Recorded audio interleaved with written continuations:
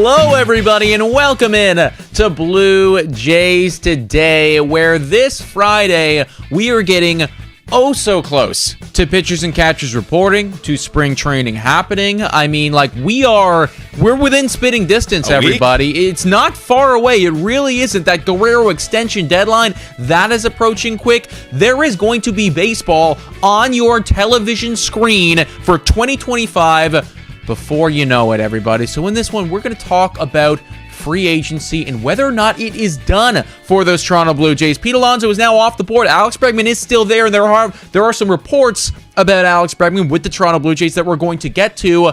But have they made all the big moves, or is there still another big splash coming for the Toronto Blue Jays? Before we get into it, guys, please make sure to hit that like, smash that subscribe button. Let us know your thoughts about all this in the comments down below. Also, we'll be taking some questions at the end of this show, so ask your question in the chat right now, and maybe we'll answer it a bit later on. Adam, how are you doing? Toronto Blue Jays baseball not that far away. It's not. I'm getting very excited, and I'm very thankful that we could kind of move on from the whole free agent talks, unless of course they sign Alex Bregman, then oh my god. But I like the titling of this, where it's like, are the Blue Jays done? In my opinion, we're going to talk about this to lengths in this podcast, but it's like, I feel like we are. I feel like we're getting close to the end right here, and we can actually look at the team, look up the roster, make some pretty accurate projections, and looking at players that maybe you could bounce back, like Bo Bichette and George Springer, and have a little bit of hope and actually talk about some ball and, talk about baseball. Like, after a while from the offseason, I get tired of talking about contracts and numbers in the future and blah, blah, blah, blah, blah.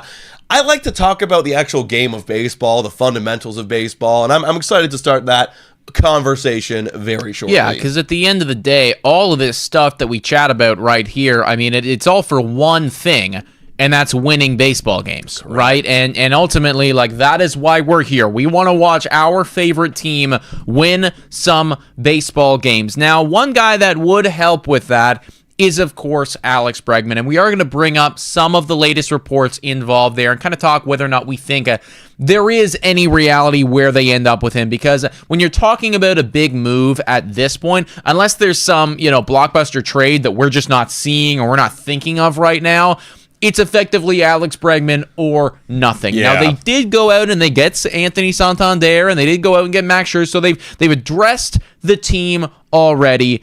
But they are still looking at Bregman, according to, of course, Hector Gomez and some various others. Yeah. Here's an article right here that kind of breaks it down. This is Yard Barker, everybody. And, Blue Jays reportedly make a offer to free agent Alex Bregman, right?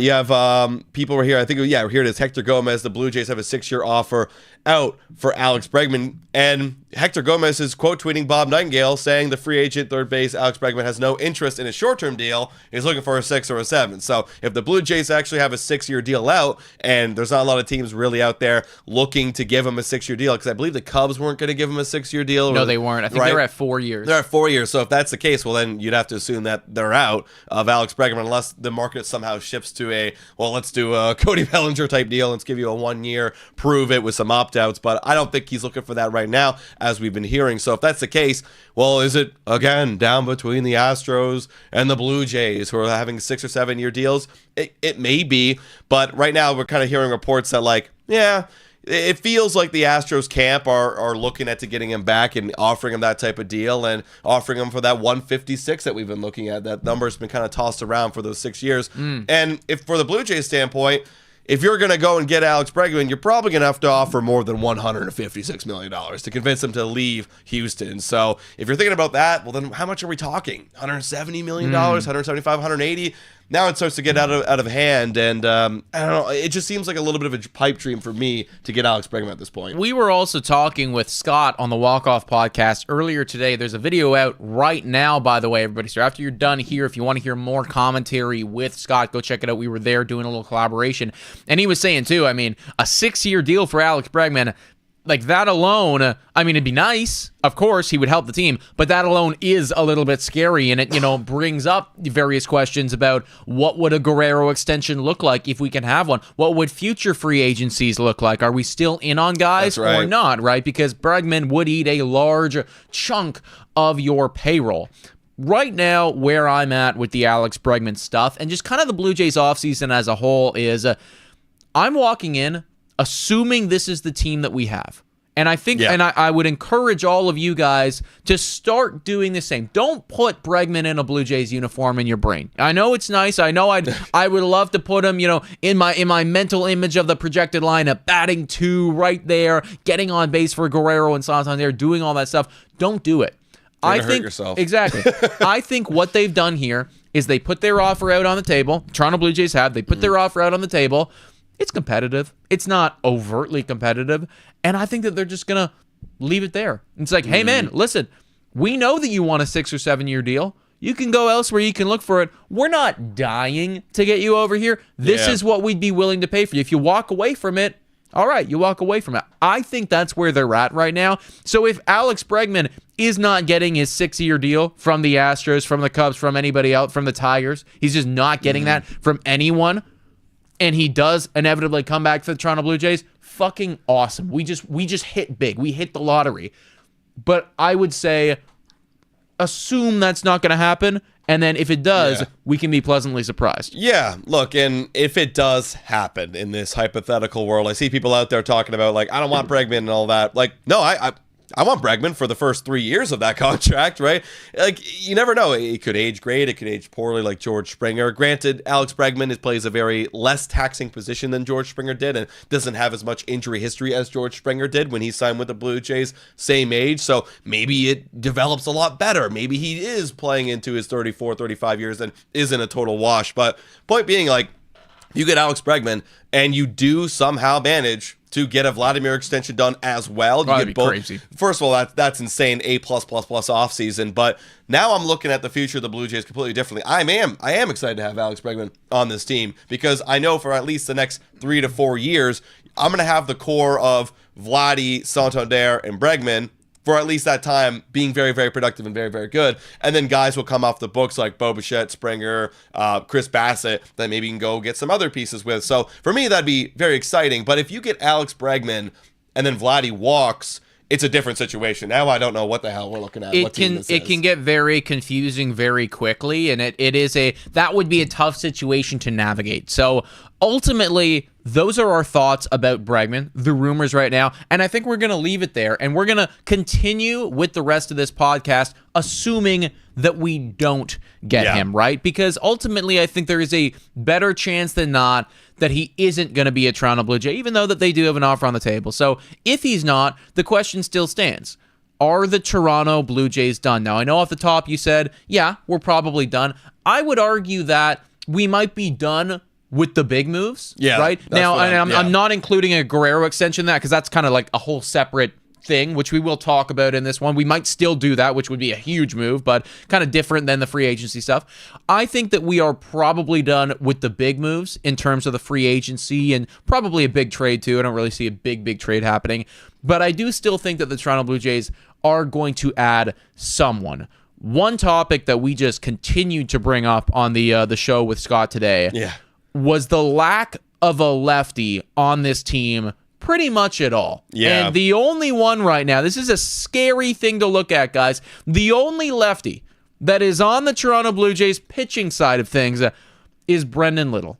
And he is in the bullpen. So anytime they need a lefty in the game, it's Brendan Little. Yeah, that's not good. I feel for his arm. That's not a good recipe for success right there. I mean, we know how much John Schneider loves to play lefty-righty matchup in his bullpen-like games. You can't. You literally cannot do that because you will literally ruin, like you said, his arm. The Blue Jays need to add another lefty in some capacity, right? Right now, if you're looking at the Blue Jays bullpen, there's a couple guys you could probably get out of there. Like right now, you have a Tommy Nance in that bullpen. They took out Zach Pop when you signed Max Scherzer and moved Yariel Rodriguez there. I mean, look, great stuff plus Tommy Nance, but I think I'd value a lefty in there just a bit better because it's going to help Brendan Little too and not have to pitch so many bloody innings when you have the big lefties coming up in the lineup. And let's be frank too. I love Brendan Little's year last year, but he was put into a lot of low leverage situations. Yeah. Right. But if he starts getting put in high leverage situations all the time, that's a recipe for disaster. I think the Blue Jays need to go out, and if it's not on the free agency market, they need to make a trade. And we were talking to Scott about this morning. You have a lot of guys still in the middle relievers, or not middle relievers, excuse me, the middle infield to third base side. You've even got a lot of outfielders too. You have a Jonathan Clase, and you've got a Joey Loperfido, and the David Schneiders, Aston Barshers play some corner outfielders. You could trade some assets here and get a bullpen lefty guy from somebody's team, maybe a little bit upside control, and make him a middle reliever to bottom of the totem pole kind of guy, just to give a little bit more options for that bullpen. Like, think about Genesis Cabrera, who we cut this year. Now, I'm not saying that was going to ruin the Blue Jays, and I remember reacting, be like, why did we do that? But now you're seeing cutting a guy like that. Like, I want a guy like that. Just in that Tommy Nance spot to actually just be a left-handed option. Just an option, right? And we need it, or else we're going to run into some problems. I mean, as you were speaking right there, I was kind of trying to map out, let's say the Toronto Blue Jays are in a 3-game series, and there is an off day, like from Monday to Wednesday, they're playing a game of baseball, 3 games, Thursday's an off day, all right? That's 27 innings of baseball right there, assuming, of course, there is no extra innings in any capacity. But let's just say it's 3 9-inning games of baseball, off day on the Thursday. How many innings is it realistic to assume that Brendan Little can pitch? 2.1?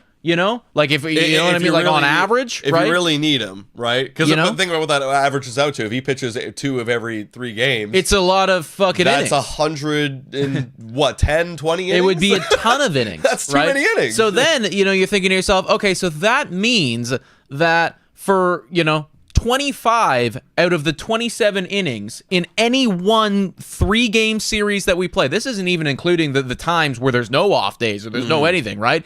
In 25 of the 27, the other team knows for certain you're going to have a righty on the mound. And that was another thing that Scott brought up as well, is sometimes there is an element of the mental game being played here, just having the threat of a lefty, right? If you have the threat of a couple strong lefties out of the bullpen, well, maybe that makes the manager just change up their lineup card just a little differently than they would have if you didn't have that. But if you let's say you burn Brendan Little in the first 2 games. Right. You burn Brendan Little in the first 2 games. He can't pitch in the 3rd game. I'm playing a left-handed lineup like crazy. I know for sure you will have a righty on the bump every single pitch, every single inning. That changes things, right? So, just looking at all of that, it is a massive need. Absolutely. I can't agree more. Now, I know that there was this article here that did talk about getting some left-handed guys as well. Big shout out right now to, I think it's Nick Ashbourne with the article being like, who are some guys that you can go out and round out the 2025 roster. He talks about Cal Quantrill. Again, like honestly, bringing in like another depth starting pitcher. I've heard Ben Nicholson-Smith and not Shai Davidi, but oh my gosh, the other guy, Arden Zwelling talking about it at the letters, saying, don't be shocked if they get another starting pitcher depth to either go in that pen or act as like, more depth in the organization. Could be an option. But one position that is something that we haven't really addressed is catcher. And Nick brings up in here Yasmani Grandal. I saw someone bring it up in the chat. I mean, just another option. Any option's better than, the options we have right now with Tyler Heineman. So bringing in a guy that can maybe provide a little bit of thump off the bench in that catching position, someone who has a little bit more experience, wouldn't be a bad option. Again, complementary pieces rounding out the lineup. It's not going to make or break your team, but someone who could just help Kirk get off his legs, because that's something we're not even talking about right now. Well, listen, you know what? I'd push back on you a little bit in the sense of you just made the comment, it's not going to make or break your team.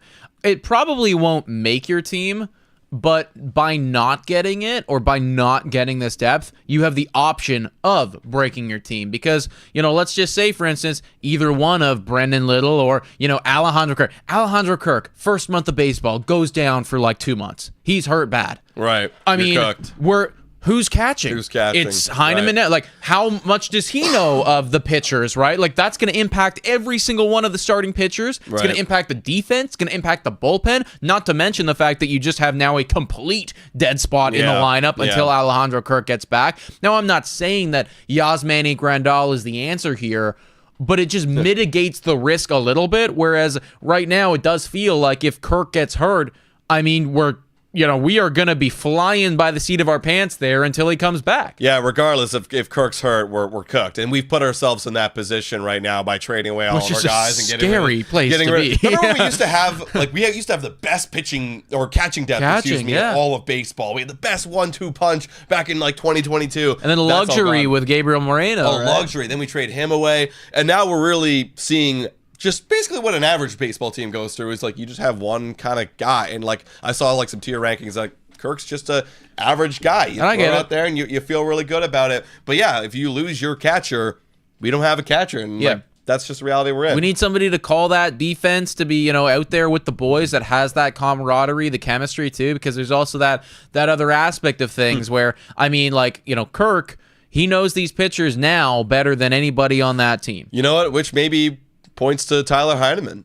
Maybe that's why we keep bringing back Tyler Heineman. Dude. He's got there's a reason why we keep seeing Tyler Heineman come back to the Toronto Blue Jays. It's not because Tyler Heineman is God's greatest gift to catching depth. Yeah. It's because Tyler Heineman is familiar with those pitchers and the players on this team, familiar with the coaches, familiar. You know what I mean? It's let me put it this way. For those of you who are, maybe skeptical as to how much impact a catcher may or may not have on the game, can you imagine if you're walking into the Toronto, let's say Alejandro Kirk goes down, and you're a AAA guy, or we make a quick grab off a free agency and you come up. The first game that you're in, the pitcher on the bump is Chris Bassett. 9 fucking pitches. You got the pitch clock over here. You're up against a solid line. You've got to coordinate with him and his 9.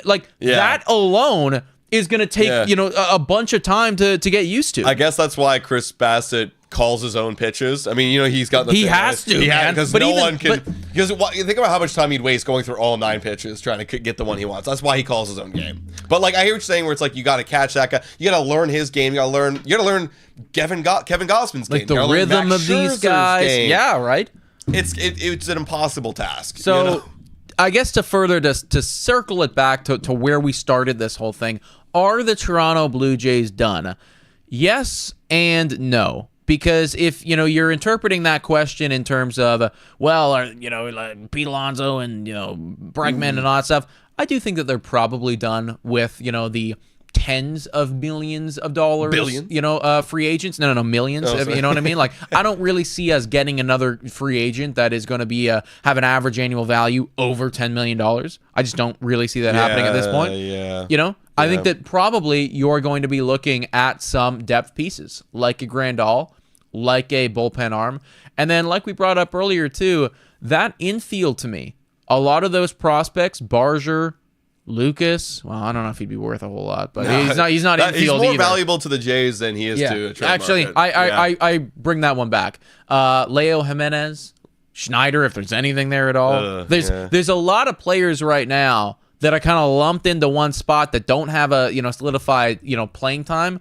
I would much prefer to have one of them turned into a lefty bullpen 100%. arm that can actually play for us. 100%. I think teams would be willing to give that up. All we're asking for here is a middle reliever lefty with maybe a little bit of control, and you're getting in return, let's say it is Addison Barger, a former top 5 prospect in our system who's got some thump, plays hard, and you got him for 6 years.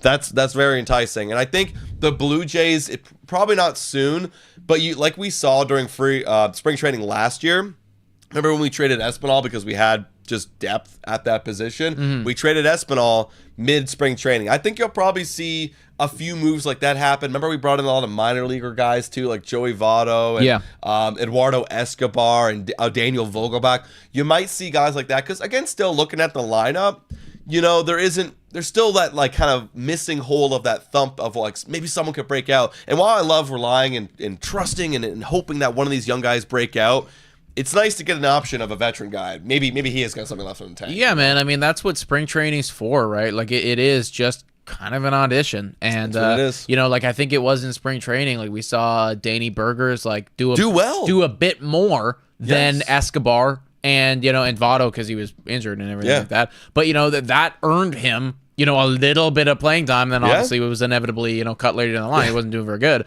But yeah, like that is why you have spring training, is to see, okay, who's coming in looking good, who had a good winter in the gym, who was conditioning well, who was still on, working their mechanics, and who's hot right now. That's why you do it. So yeah, I completely agree that I think we are going to see some moves similar to the ones brought up there by Sportsnet, by Nick Ashburn, a Grandal, maybe a lefty bullpen arm. I see you're looking up JD Martinez right now. Someone brought it up in the chat, actually. It was Darren, and also Ben Nicholson-Smith and Arden Zwelling brought up JD Martinez. Dude, he is kind of like a Justin Turner type. That's what it is, right? Like, yeah, he's going to fill out your DH spot, but you also don't want to play him every day. And you could kind of cycle other people in there because he is older. He's 37 years old. But, I mean, I think I want to look up on Baseball Savant. But if you look at those numbers, apparently they were all really good. And still an OPS plus of 106. No, he actually wasn't horrendous last year. It's just, who was he with?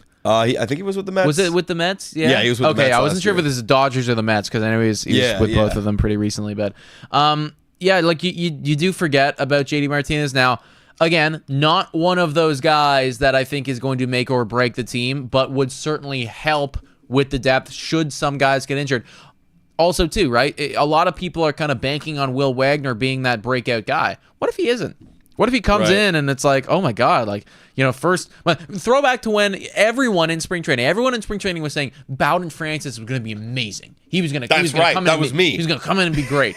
The first 2 months of baseball, he was right up there as being one of the worst pitchers in MLB. Yeah. And then he got sent back down, and then later on he really started to show up. And you were a bit late to the party, but he was good in the second half. But at that first beginning, he was horrendous. Right? You could see that too with a guy like a Will Wagner, right? Maybe he's got it, but it will take him a bit of time. Having somebody in there like a JD Martinez that does allow him to take his time to figure it out would certainly be helpful. Bro, look at this. Look at this. These metrics from JD Martinez. Yeah, he's got a lot of chase, a lot of whiff, right? But when he does connect, bam! He's still 94th percentile in barrel percentage. That's nuts, 37 years old, still fucking ripping it. He's still ripping it, man. Dude, he had 16 home runs in 434 at-bats.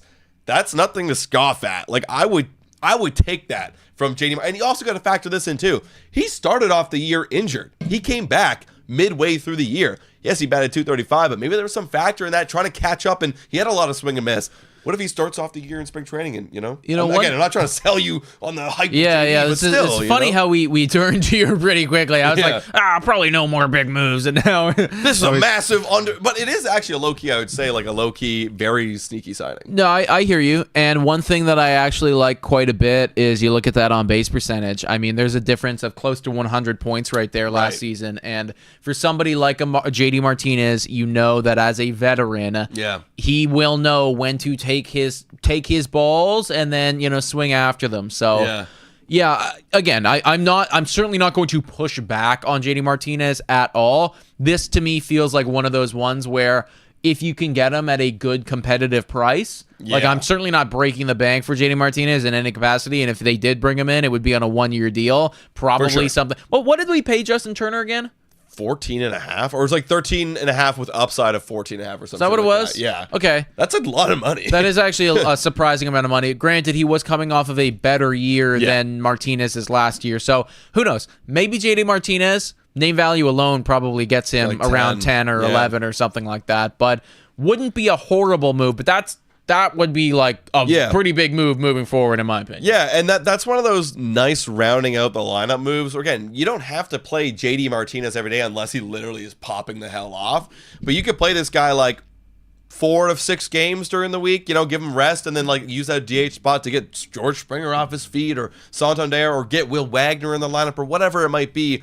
I like that move a lot. And I think that brings us, and I think I kind of had us at like 33 or 83, 84 wins. That would maybe increase us by 1 or 2 more WAR, maybe. The one thing we haven't talked about too much here, but we were bringing up actually on the walk-off podcast show just earlier this morning, new hitting coach, Popkins over there. Love him.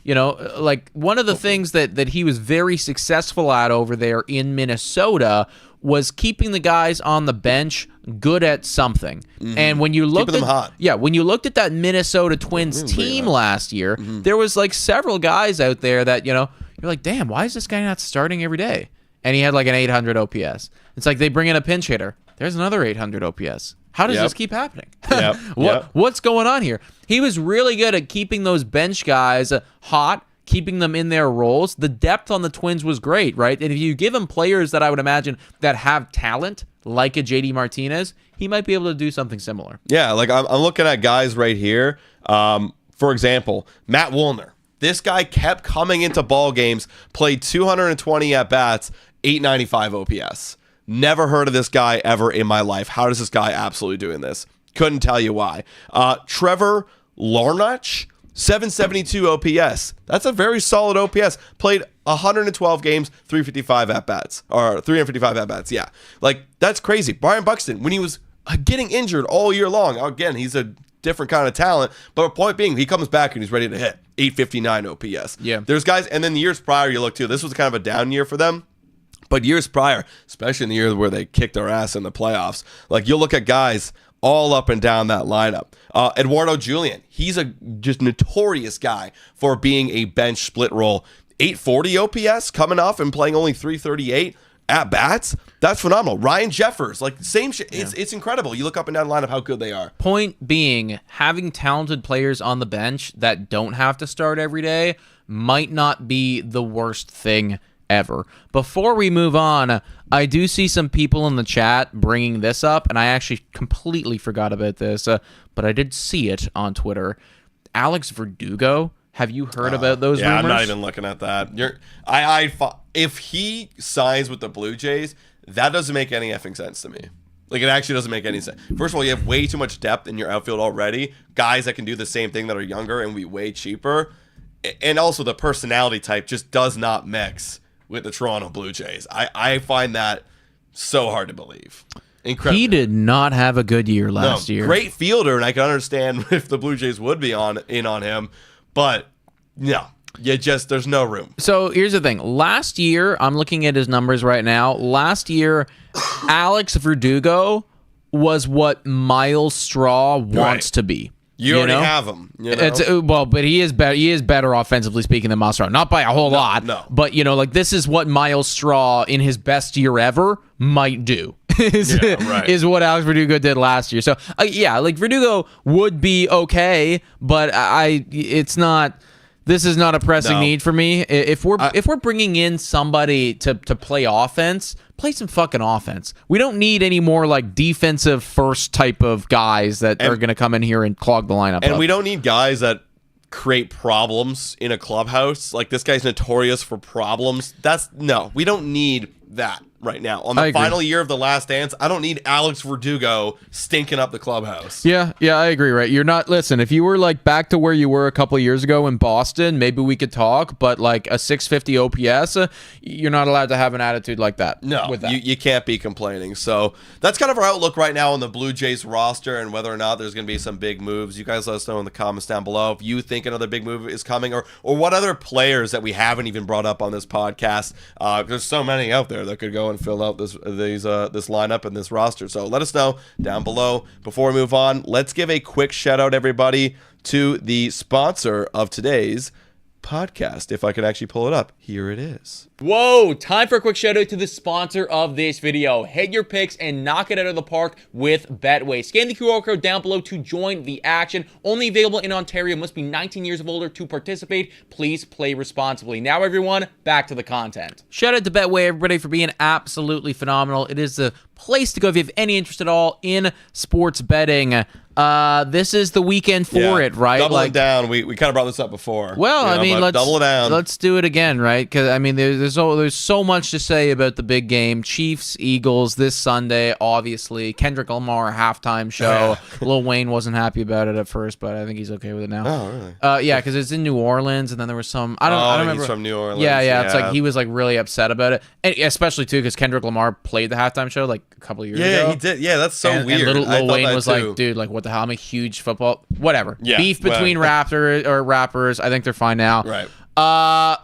Chiefs Eagles, where are you guys going? Or do you have any fun player props for this one too? Yeah. These are the lines for the game. Is there anything that people should be like really looking out for though? I actually just made a Betway fee clip on this, and I think it's a great bet. Over on the attempts for Saquon Barkley. If they're going to win the Super Bowl, they're going to run Saquon Barkley. They have to. I mean, 21.5. Apparently, he's hit the over on that 14 of the last 15 games. His over for that specific game. So hit it. This is the time to go over with Saquon Barkley. You're not going to hold back Saquon Barkley in the Super Bowl. No.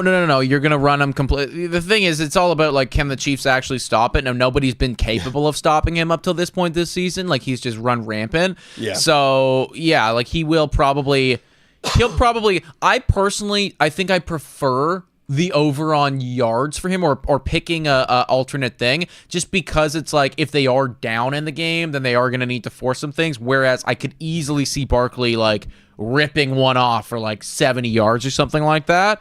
However, I mean, again, if they're up in the game, it's going to be like Saquon. And even if they're close, I think they're going to If they're close, they're absolutely. Because I saw another thing too, is like the pass attempts for Jalen Hurts have been dropping, and the increase of attempts have been increasing for. So what happens when it gets cold? You know, when it gets cold, and when they're trying to win. Like, what's our best asset? Is it Jalen Hurts' arm, or is it Saquon Barkley? You know, the offensive player of the year. Yes. Probably Saquon Barkley. Yeah, I agree. You guys let us know who you are riding with down below. Are you going somewhere? Are you seeing family for? Are you getting friends together? We're gonna be doing something like that. Getting a couple beverages going. It should be a really, really good time. Yeah, and we're gonna transition in just a moment to our mailbag. If you guys haven't already submitted a question to our mailbag, the link is in the description down below. We'll bring up a Google form. Just send your question and submit your name through there, and we'll bring it up on the podcast. But before we do, guys, we got to give a quick shout out to our guys from the Nation Network. They're hosting a huge event at Greta Bar. If you guys remember Greta Bar, former sponsor of the show, at Greta Bar, everybody. If you guys are watching the Four Nations, Canada versus USA, they're doing a huge watch along on February 15th. Come watch them.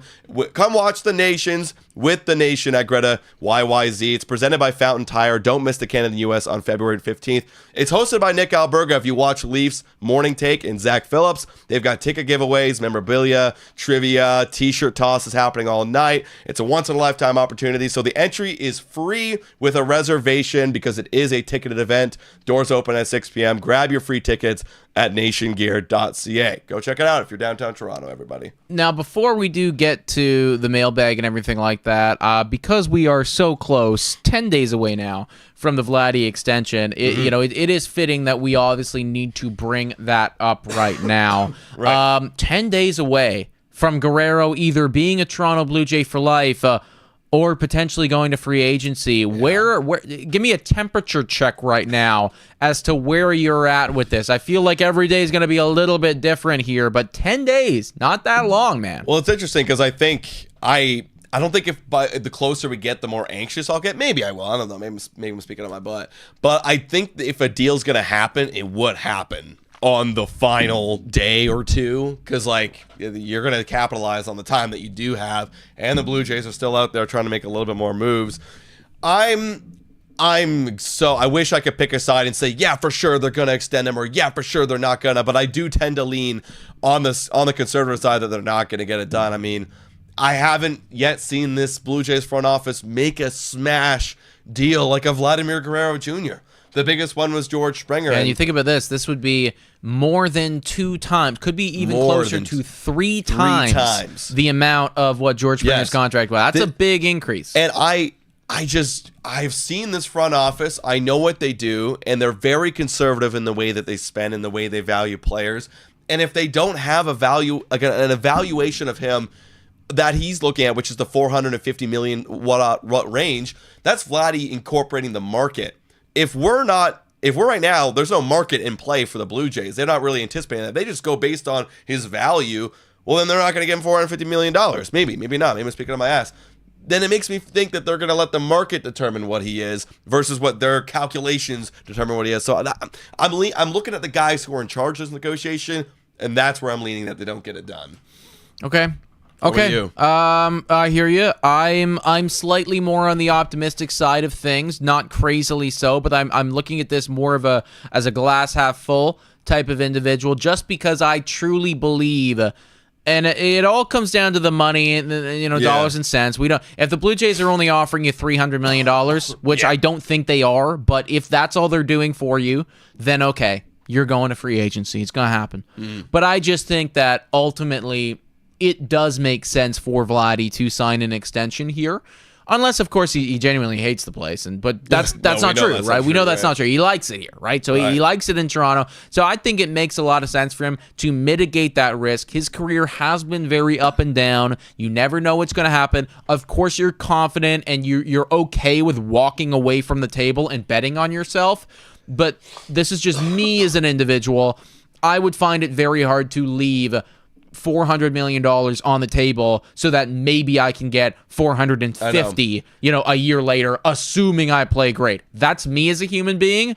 I don't know if Guerrero feels the same, but I would want to mitigate my risk. Yeah, and I like the idea, this was tossed around, of opt-outs after year 5 and 6. That makes sense for everybody. Exactly. You get the best of both. You can still feel like the door will be open for you if you play really good. Yeah, I think if depending on how they structure the contract, let's say they want to front load those 5 or 6 years and they give him, I don't know, what's 40 million? Is that the kind of upside? Sorry, I missed the first part of that. If they want to front load the 5 or 6 million or 5 or 6 years, if they want to front load that, what is that, 40 million per year? Well, what does that look depends how much the total contract is. Depends on the total contract. But let's, people have been tossing around that $40 million a year because if it's 11 or 12 million or 11 or 12 year deal, that's looking like, I don't know, a 450, 480, whatever it might be. Let's just pretend it's $40 million per year for argument's sake. If you opt out after year 5 and you just made $40 million per year, that's $200 million. Then what you could do, you can go on and sign, if you're playing great, which if you're banking on yourself, you play great, you can go on and sign an Aaron Judge type of contract at age 30 and make another 300, 350 million, or whatever the market will be at that point. Now you made $550 million. So there's upside where you can make a lot more money too with the opt-outs. Or let's say you're not playing great and you accept the contract. Okay, you made 450, you made $100 million less. That's still great. I think it just makes a shitload of sense for Guerrero. Yeah. Now, I do need to address very quickly. We have some slightly breaking news right here, I brought it up. which we're going to address shortly. But first things first, the OG comes in here and says, Vlad is greedy. Why does he need so much money? And I hear you guys. I get it, right? When you're talking about numbers like $300, $400, $500 million, like, it's not real. You know what I mean? Like, that's more money than I will ever, come close to touching in my entire lifetime. Adam as well. Yeah, it's not going to happen, right? And so, when you're putting it like that, of course, like, what's another $50 million when you're already getting 400? I get it. But I'll put this to you,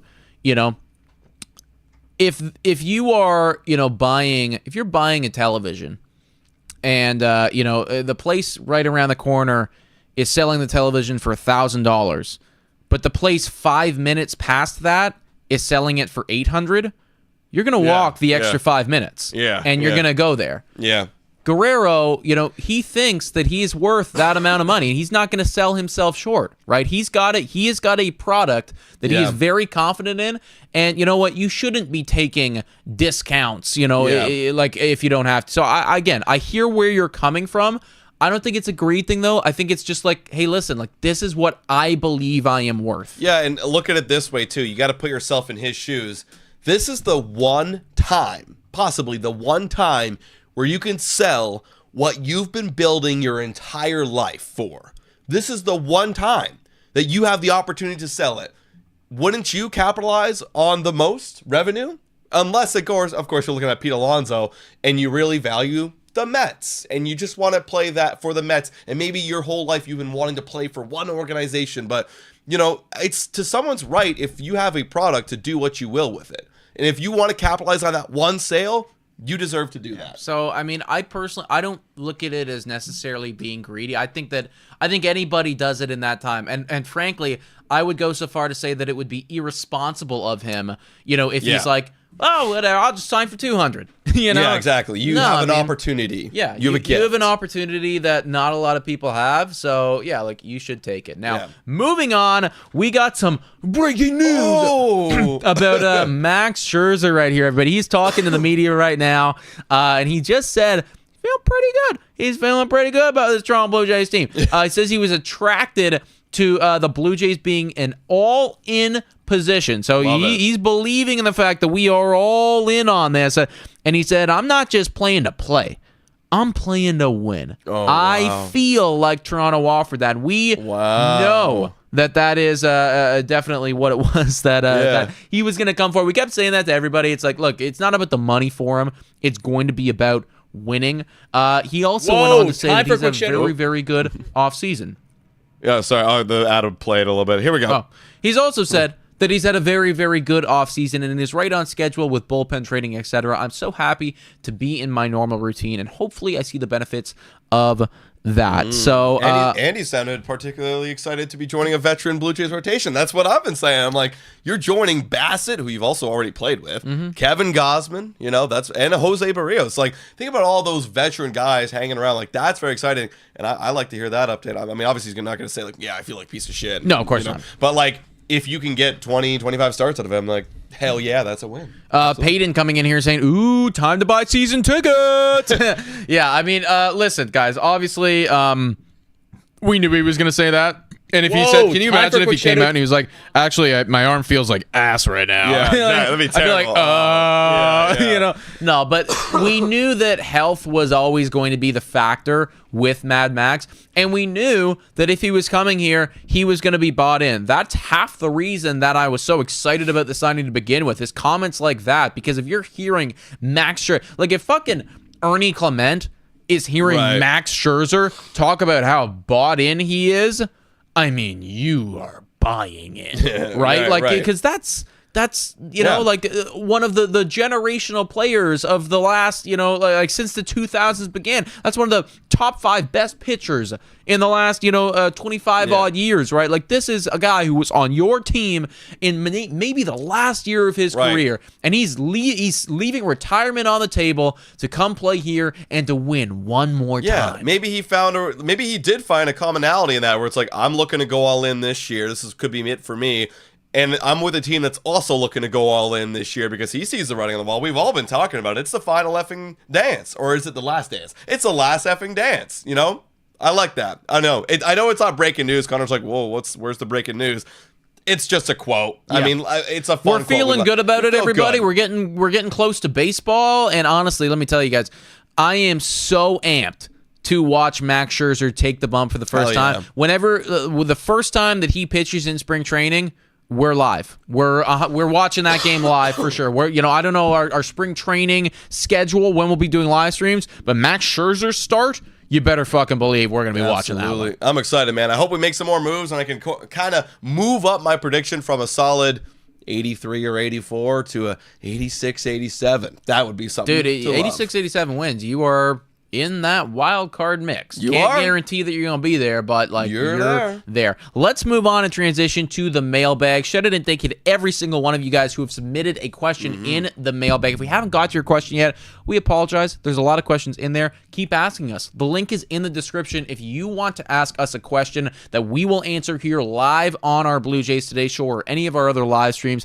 then please feel free to do so. This one comes in from Elliot right here saying, why is everyone comparing the Blue Jays to their 2024 team? I think this coming team can just as easily be compared to the 89-win 2023 team that had a decent Bichette and they didn't sell everyone at the deadline. So effectively, Elliot, he's looking at this as a glass half full guy. He's looking at the roster right now. He's thinking we're going to get the bounce backs. Do you think he's on to something right there? I can't disagree with what Elliot's saying. You think back to that 2023 team. I mean, what did we have? We had a pretty decent bullpen, a very good rotation, actually. That was when our rotation was at its best. Rotation was crazy. And then we had honestly a very, if not worse lineup than we had right now. I mean, think about the guys who were in that lineup. It was still Bo Bichette, Vladdy, Kirk was kind of falling off a little bit in 2023. George fell off in 2023. I mean, Varsho wasn't that good. Like, it was kind of mid. You could argue that maybe this lineup could be even better, slightly better than it was in 2023. And again, when you think about 2024, that was the floor of what outcomes could have happened last year. Everybody got hurt. Bo had a terrible year. Bullpen was a disaster, et cetera, et cetera. The only good thing that happened to that Blue Jays team was the fact that Vladimir Guerrero Jr. was phenomenal. I think with a realm of possibility. Like I think this rotation could be a little bit better. I think the lineup could be a little bit better. I think the bullpen's a little bit worse. But we'll see. Roll the dice again. Could be 89 wins. Could be. Yeah. Honestly, like I am. Again, it happens every offseason, but I'm starting to look at things through rose-colored glasses, and I'm feeling a lot better right here. Quick shout out to Lindsay B right here with the $10 donation, who, by the way, is just the kindest, friendliest, most genuine Toronto Blue Jays fan that you will ever meet. We have met her in person. Phenomenal human being, everybody. I mean, like, genuinely, I'm sure she will be attending several baseball games, this year. And if you are privileged enough to meet her, I mean, you will not forget it, because she's a phenomenal human being. She just says, cheers to the boys making it to 28.6 thousand subscribers. Let's go. 1,400 more to go to 30,000. Smash that subscribe button, everybody. Lindsay, thank you so much for donating and for regularly supporting us and everything like that. If you guys haven't already done so, please hit the like button on the stream and subscribe to the channel. Lindsay's right. We got 1,400 more subscribers to go to get to 30,000, which has been the goal for years. Thank you, Lindsay. We really do appreciate you. And actually, that is all we have for the mailbag, because all the questions are either out of date or they're either out of date. Because the last question before that was, should we sign Pete Alonso? And he's already gone. So, guys, make sure you put your questions in the mailbag for an upcoming Blue Jays Today show. Final predictions, because I know we have the poll up there. Do we think the Blue Jays are going to make another move or not? I think that the Toronto Blue Jays will make another move, but it might not be one that's going to knock your socks off. If they did sign JD Martinez, I'm considering that like a knock my socks off type of move. I don't know if we're even going to go that far. I'm looking at bullpen right here. I'm looking for lefties, and I'm looking for potentially a smaller transactional trade, similarly to the Espinal one that we saw last year, except, this year's version of Espinal will be one of the young guys. Yes, one of them, maybe Schneider if you can get anything out of him. But like that's where I'm at this point. Yeah, for me right now, I'm at an A- off season. If you want to add a JD Martinez or add a lefty, you bring me up to an A because you address an area of need. I love that. Let's go. I also do think, too, that the next 10 days, your main focus should be on the extension. I agree. You want to make it an A++ offseason, you go and extend. You figure that out, and then, okay, fine. Then you'll still have a couple weeks before official spring training to make these little minor, itty-bitty moves if you really want to do that. But the roster is coming together, everybody. Let us know your official record predictions in the comments down below. I saw a couple people doing it as we were going through all of this, like 81, 82 wins was where you guys are at. I think I'm slightly more optimistic than that. Hopium. I got the hopium, baby. Yeah, like, I honestly, I'm thinking like 83 wins, which I know isn't playoffs. It's not great. But you get one or two breakouts in there. And then, maybe. Will Wagner's a stud, and then we somehow get like another bullpen guy breakout. We make a trade, 87. Exactly. Like, you know what? And that's enough. That's okay for me to walk into the season, because I was just worried about walking into the season being like, oh, we're dead in the water. You know what I mean? There's a chance again. There's actually an a chance. Actual chance. Right? Whereas, like, you look around the league, like Pittsburgh Pirates, like, you walk into the season, it's no chance. Miami, you walk into the season, no chance, right? We have a chance. It's not a great chance, but there's a chance, folks. So that we're going to leave you right there. If you haven't already done so, hit the like, smash the subscribe button. Thank you so much for watching, all of you. And as always, go Jays, go!